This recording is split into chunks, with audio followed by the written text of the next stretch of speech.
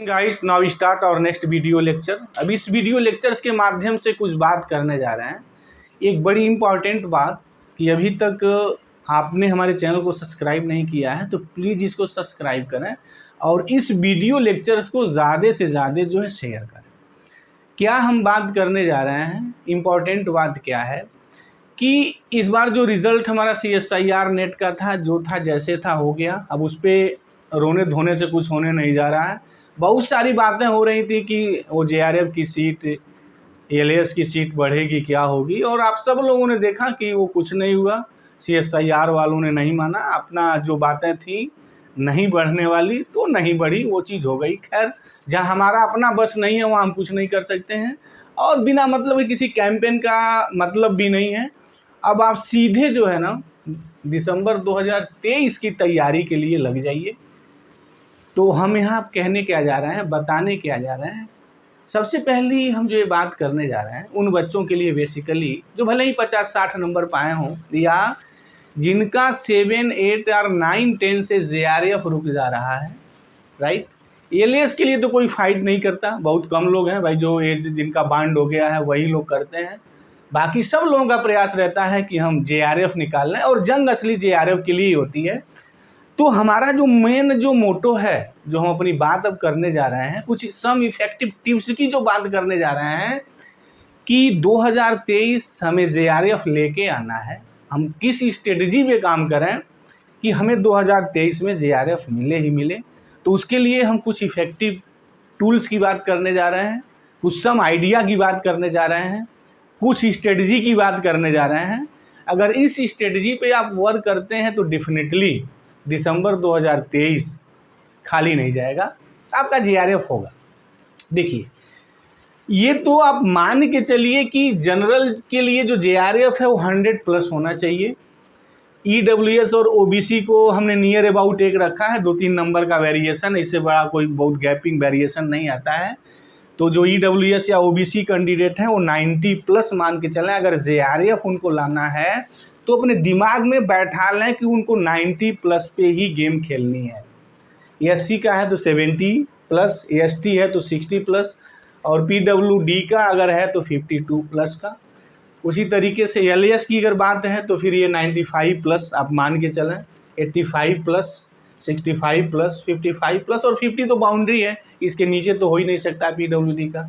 यहाँ तो बाउंड्री है 25 और 33, तो these are the boundary here, right.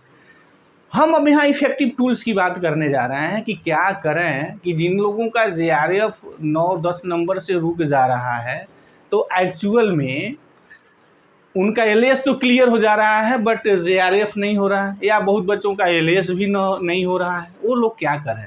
ऐसा नहीं है कि जिनका इस बार JRF हो चुका है या जो 9-10 नंबर से कम हो गए हैं बेचारे, उनका JRF नहीं हुआ, वो उनसे ज़्यादा योग्य है। नहीं, ऐसा नहीं है।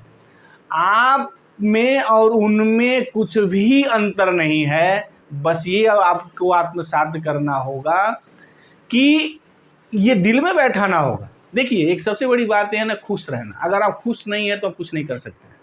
आप सिर्फ किसी को दोष देंगे तो फेलोर आदमी दोष देता है। नहीं, दोष नहीं देना है। जो भी कुछ हो जाए, जैसा भी कुछ हो, क्योंकि बहुत सारी चीज़ें हैं जो आपके बस में नहीं है, तो उसके लिए किसी को दोष देना ये ठीक नहीं है। आप हर स्थिति में खुश रहने का प्रयास करिए। माना ये कहना आसान है बट खुश रहना कठिन है, लेकिन अल्टीमेट हमारे पास रास्ते क्या हैं?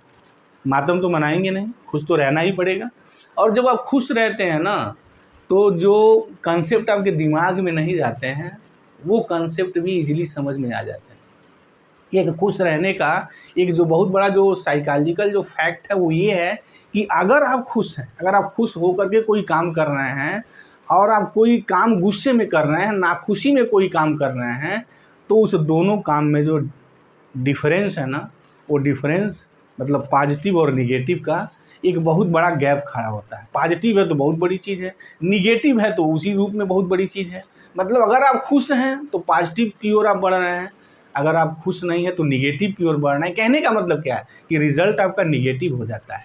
तो हर हालत में ट्राई टू बी हैप्पी, आप खुश रहने का प्रयास करिए। दूसरी जो बात यहाँ ये है कि अब इस पे आपको टारगेट करना है तो जब इस पे टारगेट करना है और आपका 9-10 नंबर कम रहा जिसकी वजह से नहीं आ सका, तो उसमें जो पहली जो टिप्स है हमने बात ही कही, एक इफेक्टिव टिप की बात है, आप खुश रहिए।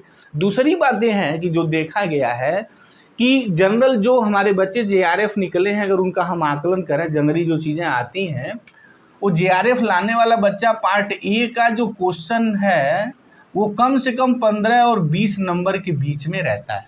तो जिनको दिसंबर 2023 का जेआरएफ लाना है वो पार्ट ए को 15 से 20 जो नंबर है वो लाने का जरूर प्रयास करें। इसको आप सीरियस लें, क्योंकि ये जो 15 से जो 20 नंबर है ना, ये आपको 100 प्लस करता है। यही बात एलियस के लिए भी है कि जो एलियस पे हैं वो 10 से 15 के बीच में रहें। अगर 10 से 15 के बीच में है तो एलियस उनका कहीं रुकेगा ही नहीं। या यूं कहें कि अगर 10 से 15 भी अगर हैं तो फिर डेफिनेटली ये जो 100 प्लस का जो टारगेट है वो पूरा कर सकते हैं। दूसरी जो बात है, अगर पार्ट सी का अगर देखा जाए, जो लोग जेआरएफ हैं बड़े अच्छे रैंक में हैं, वो 10 से 15 के बीच में ही क्वेश्चन कर पाते हैं, इससे ज़्यादा नहीं है। 10 से 15 के बीच में ही उनकी गेम रहती है। जो जेआरएफ निकला है या नहीं निकला है, और पार्ट बी का, तो पार्ट बी की जो बात है भाई, एक अच्छी खासी तैयारी करने वाला स्टूडेंट डेफिनेटली वो भी हम समझते हैं कि 16 से वो 22 क्वेश्चन के रेंज में रहता है, ऑलरेडी रहता है, इस रेंज में वो रहता ही रहता है। अगर आप भाई मैथ के स्टूडेंट हैं, तैयारी कर रहे हैं, तो पार्ट बी का रेंज है। और जो लोग जेआरएफ अच्छे खासे रैंक से निकालते हैं वो 10 से 15 के बीच में रहते हैं, यही उनका रेंज है। इस पर फोकस करना है पार्ट ए पे। और पार्ट ए को लोग जो है ना उसको स्किप करते हैं, कम प्रयास करते हैं। नहीं, थोड़ा प्रयास करिए। पार्ट ए में कौन पढ़ने वाली चीज़ है भाई, ऐसा तो भाई कुछ है नहीं। You are the student of the mathematics, तो पार्ट ए पे थोड़ा फोकस करें। अगर 10 से 15 नंबर, माना अगर ये नंबर नहीं भी है, अगर आप 10 से 15 नंबर भी अगर आप लाते हैं तो डेफिनेटली ये 100 प्लस का जो दावा है ना आपका बड़ा मजबूत होता है। 10 से 15 क्वेश्चन पार्ट सी है, जनरली जो भी जेआरएफ है अगर उनका देखा जाए, और 16 से 22 क्वेश्चन यही है। ये तो रही बात हमारी कि आपको कैसे अपनी तैयारी करनी है। बार बार कह रहे हैं कि पार्ट ए को आप इग्नोर न करें। अगर पार्ट ए को इग्नोर करेंगे ना तो 100 प्लस से आप रैंक सुधारेगा। ये पार्ट बी पार्ट सी सबके लिए टफ है। जो जेआरएफ निकाल रहा है ना उसके लिए पार्ट सी उतना ही टफ है जिस बंदे ने जेआरएफ नहीं निकाला है, 10 नंबर से रुक गया है, या उसका एलियस हो गया और जेआरएफ नहीं निकाला। ऐसा नहीं है कि जिसका एलियस हो गया जेआरएफ नहीं निकला वो जेआरएफ वाला ज़्यादा ही बुद्धिमान है और एलियस वाला कमज़ोर है। नहीं, कहीं किसी भी एंगल से वो कमज़ोर नहीं है। 10-15 नंबर क्या है, 2-3 क्वेश्चन तो वो क्लिक होना है। और जनरली देखने में आता है 3 घंटे के प्रेशर में स्टूडेंट वो 1 की जगह 3 लिख देता है, 3 की जगह 2 लिख देता है। 2-3 क्वेश्चन तो यूँ उसका स्किप कर जाता है। और पार्ट सी का 2 क्वेश्चन का मतलब नियर अबाउट 10 मार्क्स होता है। और 10 मार्क्स इस कंपटीशन में निर्णायक भूमिका निभाता है कि जेआरएफ से सीधे खरस के आप एलियस पे चले आते हैं। तो ये जो मैं बात कह रहा हूँ इसको आप हल्के में न लें। अगर दिसंबर 2023 में आप कुछ करने का आपने प्रण किया है, जेआरएफ आप लाने का आपने प्रण किया है, तो इस चीज़ पे फोकस करें।